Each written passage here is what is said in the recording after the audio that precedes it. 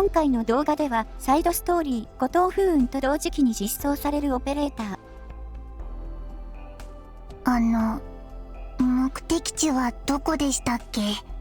狙撃オペレーター、パインコーンの紹介及び概説を行っていきます。コードネームはパインコーンです。今日からロドスで働かせていただきます。私の携帯用バッテリーを見かけませんでしたか？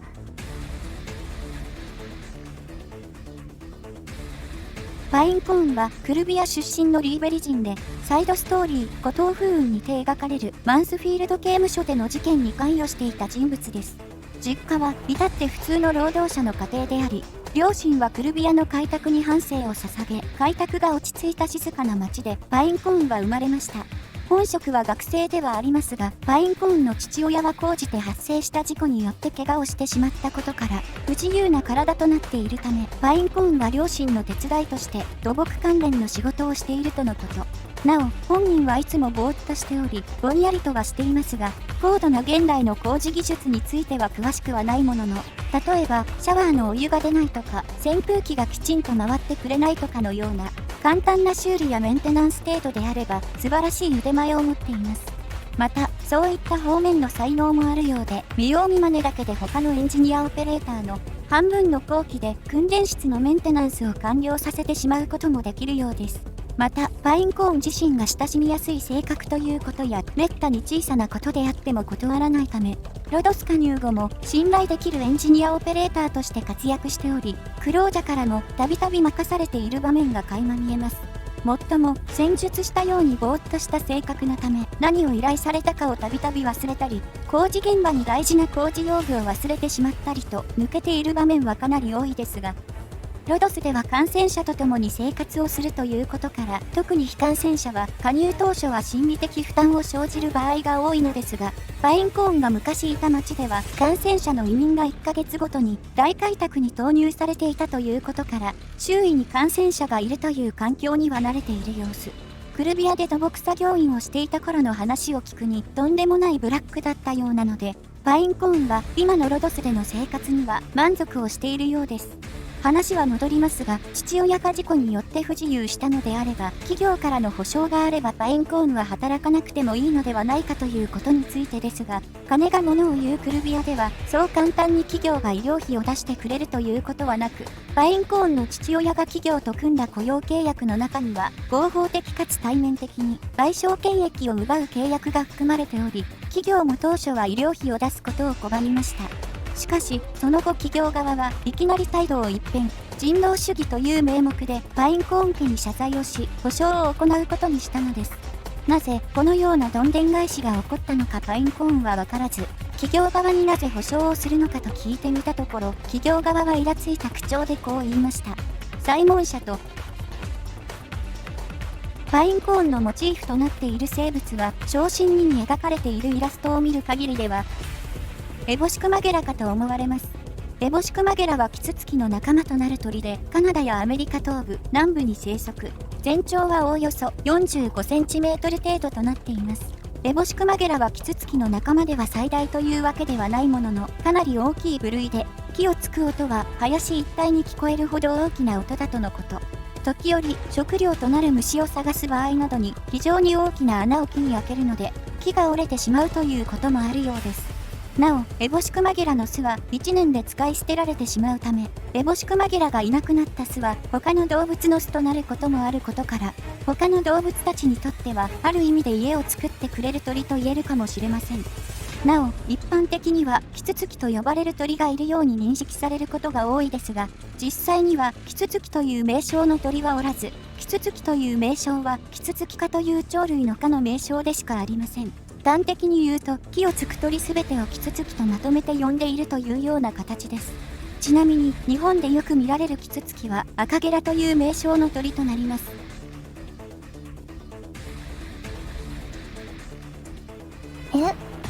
また昇進ですか？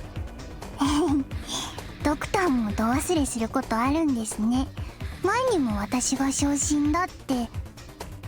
前とは違う？わかりました。ドクターの判断はいつでも正しいですから。では、いつ出発しますか？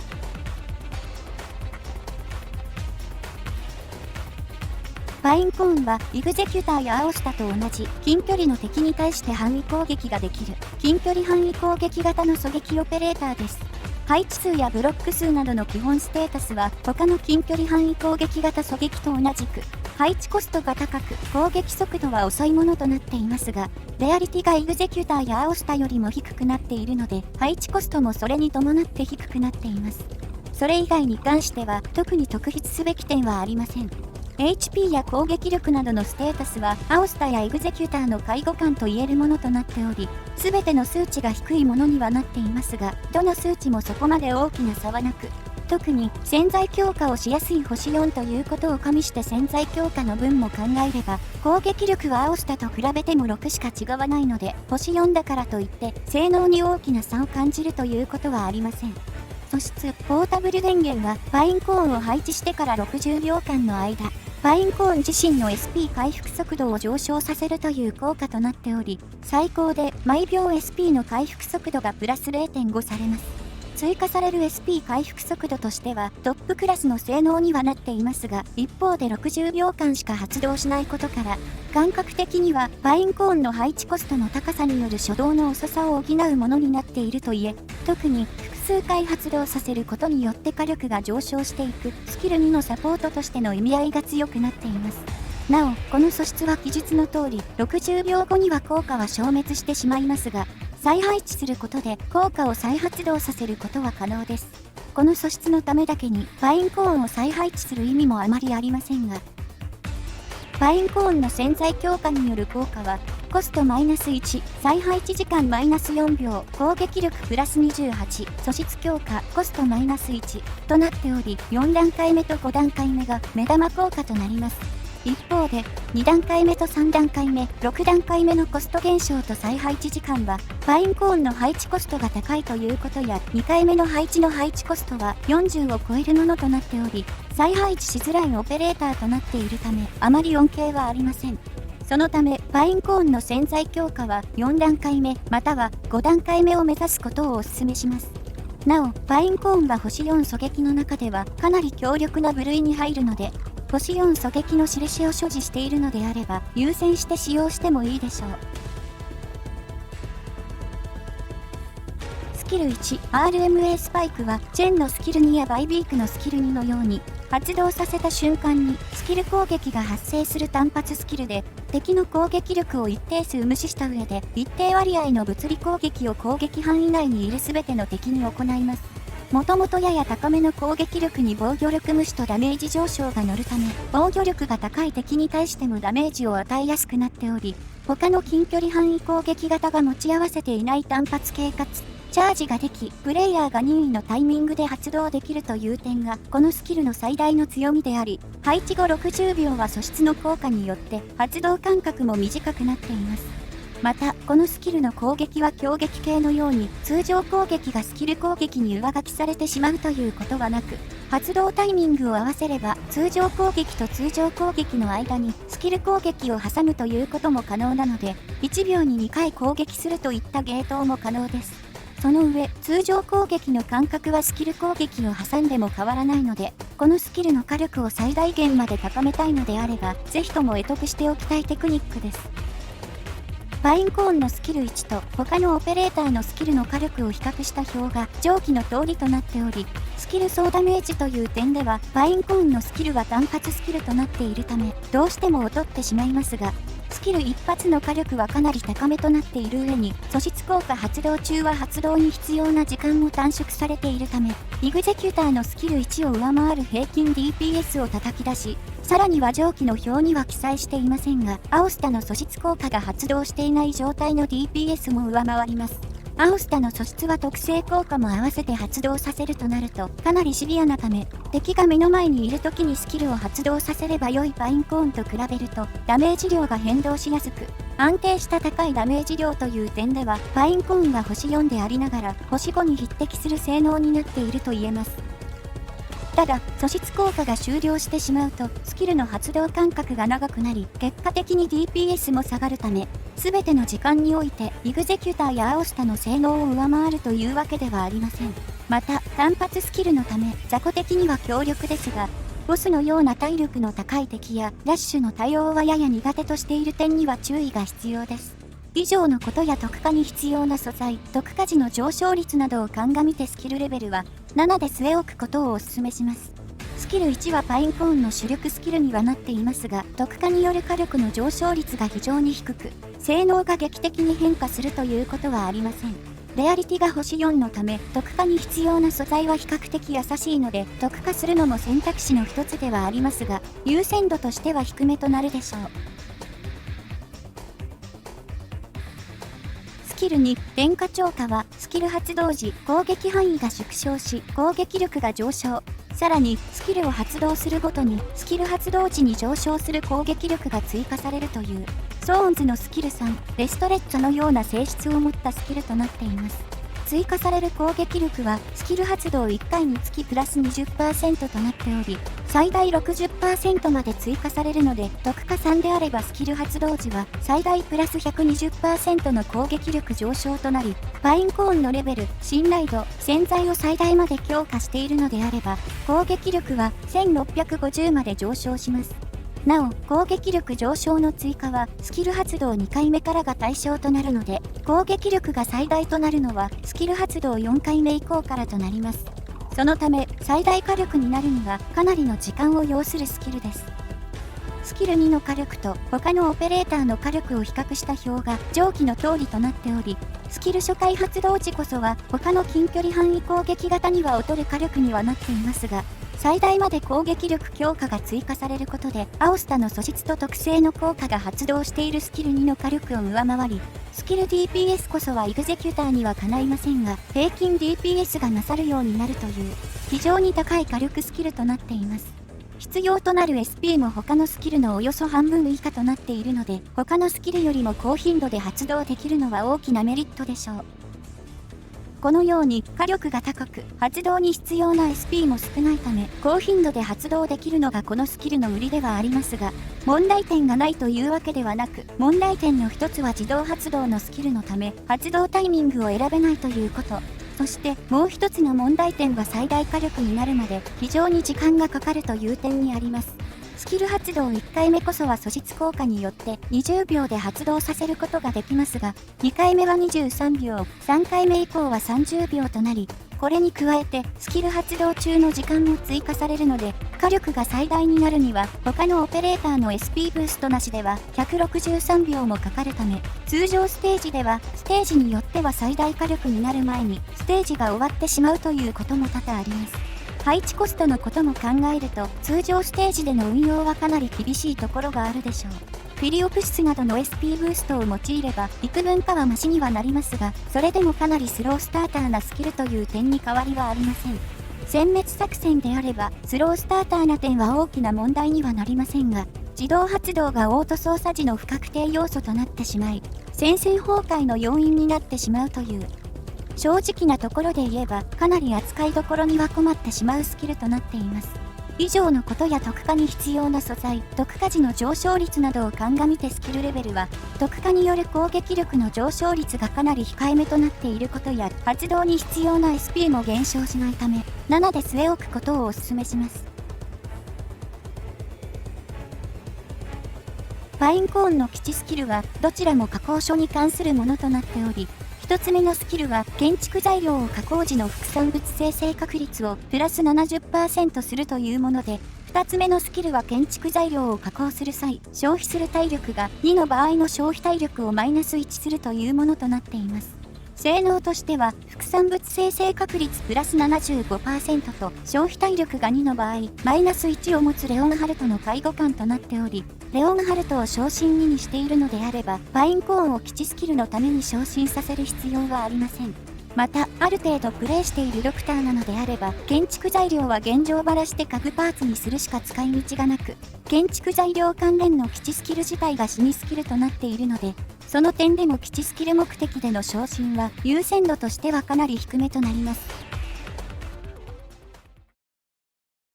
それでは実際にパインコーンを使用していきます。今回使用するステージは SK5。パインコーンのステータスは昇進2のレベル70、スキル1のスキルレベルは7となります。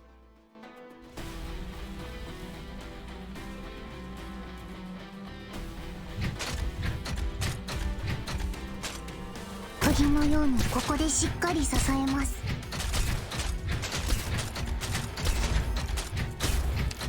はい、ちゃんと効いてます。スキル1はこのように通常攻撃の直後にスキル攻撃ができるため、他の近距離範囲攻撃よりも素早く攻撃することが可能です。攻守し相譲らん。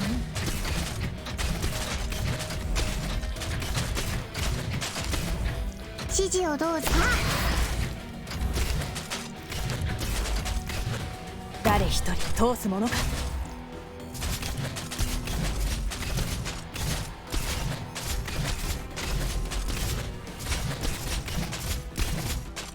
オラオラ。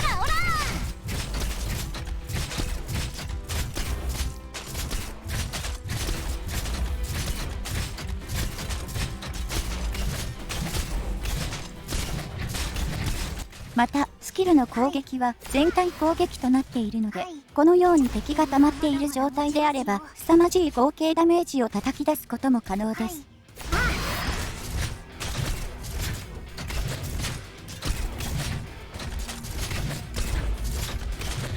指示をどう普段通り釘を打てば大丈夫。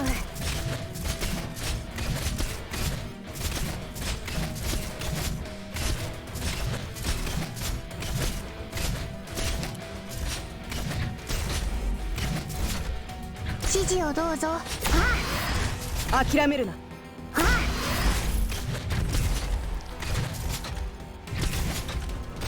はい、気兼ねを引く。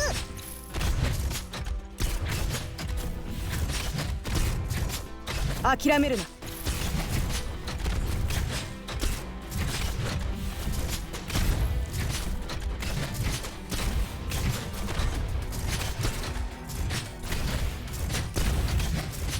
凝固しろ。はい、ちゃんと普段通り釘を打てば大丈夫。私の体の内部は1400度にもなんだよ。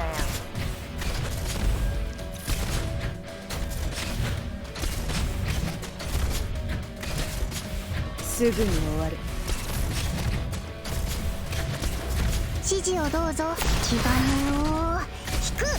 バッテリーはまだまだ持ちますよ。は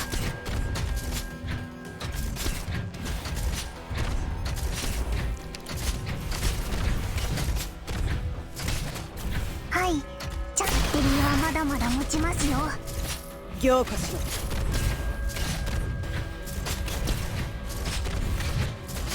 指示をどうぞ。気兼ねを引く。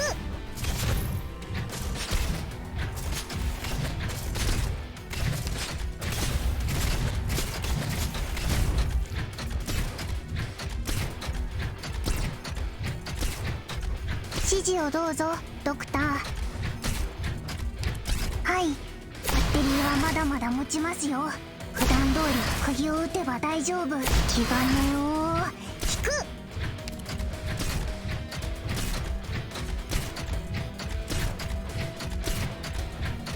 諦めるな。指示をどう。普段通り釘を打てば大丈夫。普段通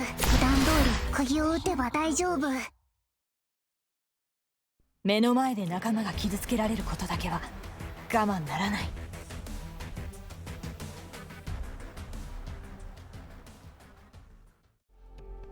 パインコーンはこれまで実装されてきた近距離範囲攻撃型の狙撃オペレーターの中ではかなり癖が少なく、スキル2は扱いづらくはなっていますが、スキル1は敵時手動で発動させる必要があるという手間がありますが、裏を返せばスキル攻撃が無駄にならないということであり、様々な場面で活用することが可能となっています。オペレーターとしては非常に強力というわけではありませんが、星4ということから要求される育成素材は星5以上よりも優しいものなので、殲滅力が欲しいという場合には育てておくといいかもしれません。一方で特にエグゼキュターをすでに育成済みなのであれば、性能面で見るのであれば、育成の優先度としてはやや低めにはなります。以上でパインコーンの紹介及び解説を終わります。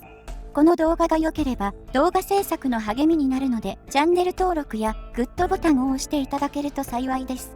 ご視聴ありがとうございました。あ、ドクター、一緒にお出かけしてどこか回ってみませんか？あれ？私の工具バッグはどこ？まさかまた工事現場に忘れてきたの？すみません、すぐ戻りますから。